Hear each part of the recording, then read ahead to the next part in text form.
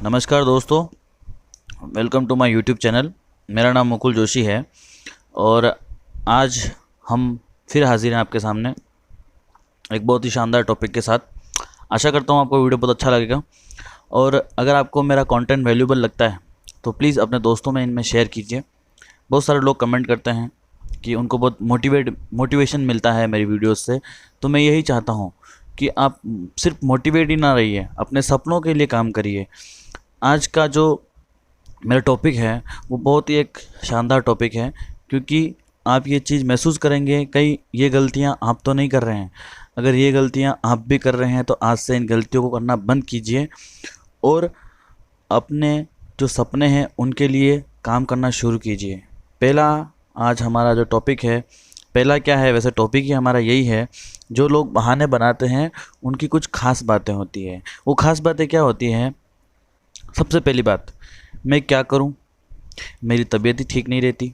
अगर उनको कुछ काम बोलोगे आप तो वो आपको ऐसा रिप्लाई देंगे। यह एक सेहत का सबसे बड़ा बहाना है।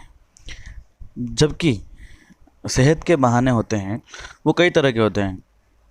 बहुत सारे लोग जो होते हैं वो बिना किसी बीमारी के, कोई बीमारी नहीं होती है फिर भी उसका बड़ा बड़ा बवाल करते हैं कि मैं बीमार हूँ, मैं ये हूँ।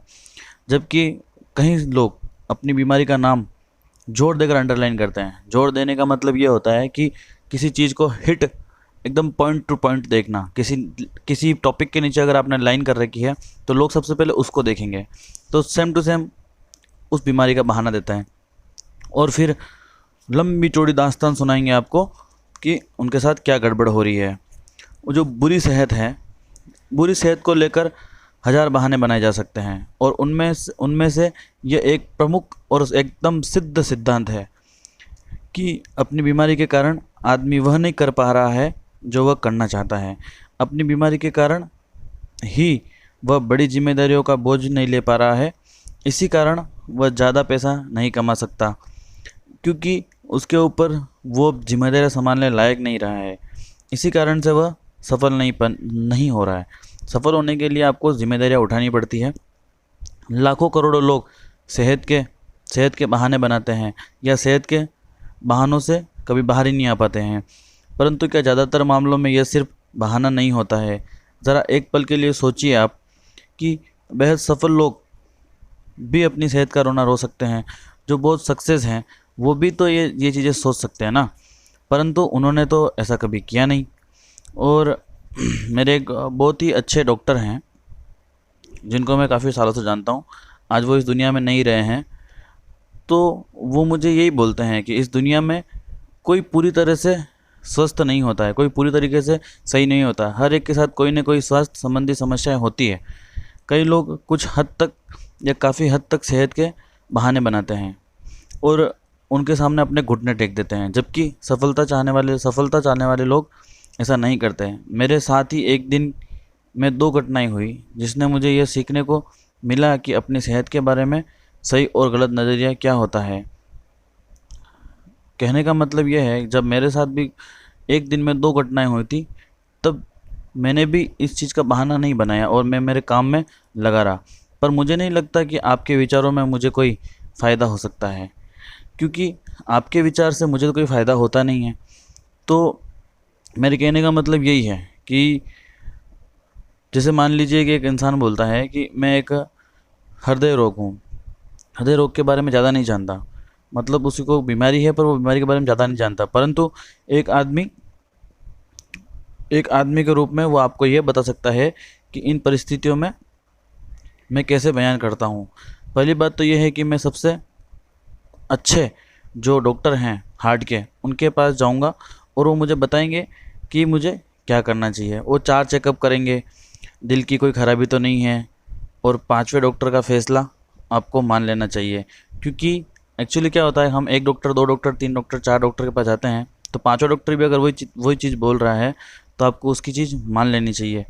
और मैं आपको एक दूसरी सलाह देना चाहता हूँ कि आप डॉक्टर की एक बात आप मान लीजिए कि अस्पताल में जो भी मरीज़ भर्ती होते हैं उनमें से 3/4 मतलब 4 में से 3 लोग, 3/4 4 में से 3 लोग, या यूँ कहें 10 में से लगभग 6 लोग को दरअसल कोई बीमारी होती नहीं है, शारीरिक कोई बीमारी नहीं होती है।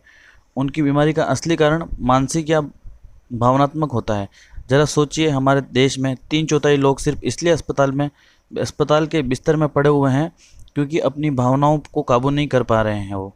आप खुद जानते हैं कि आज की तारीख में जो कोविड का सिचुएशन चल रहा है, कोविड की महामारी जो चल रही है, आपने खुद देखा है कि आधे लोग अपने इम्यूनिटी सिस्टम से ख़त्म हो रहे हैं, जबकि ऐसा कुछ भी नहीं है। अगर वो मानसिक तौर पर अगर उनका दिमाग सही काम करने लग जाए तो वो कुछ भी कर सकते हैं। और मुझे इस बात पे बहुत ही आश्चर्य होता है कि लोग जो बोलते हैं बाहर बड़ी बड़ी बातें करते हैं, वो यहाँ पर आके क्यों चुप हो जाते हैं।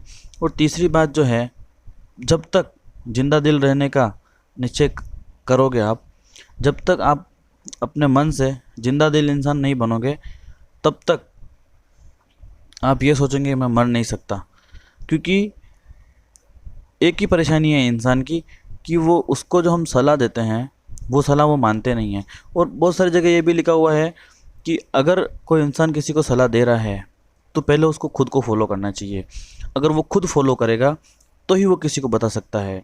अगर वो खुद फॉलो नहीं करता है तो वो इतनी अच्छी तरीके से आपको नहीं बता सकता, क्योंकि उसने वो काम ज़िंदगी में किया ही नहीं तो वो आपको क्या बताएगा। मुझे ये सुनकर बहुत हैरानी होती है, इसलिए मैंने आपको पूरी कहानी सुनाई एक डॉक्टर की, कि डॉक्टर क्या बोलते हैं। बहुत सारे लोग ऐसे ही भर्ती हो जाते हैं। बस यही चाहता हूँ मैं कि आप बहुत अच्छे इंसान बने और आगे बढ़ें। ये तो सिर्फ और सिर्फ एक छोटी सी तुच्छ सी बातें हैं जो हम नहीं समझ पाते। और बहानों का इलाज करिए, आप बहानों को फेंकिए और काम पे ध्यान दीजिए। आप बहुत कुछ कर सकते हैं। Thanks for watching this video.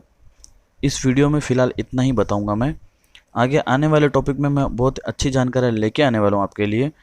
तब तक के लिए चैनल को सब्सक्राइब कर लीजिए और बेल आइकन ऑन कर लीजिए। मिलते हैं हम अगली वीडियो में कुछ अच्छे टॉपिक के साथ में। तब तक के लिए आप अच्छे रहिए, घर वालों को भी अच्छा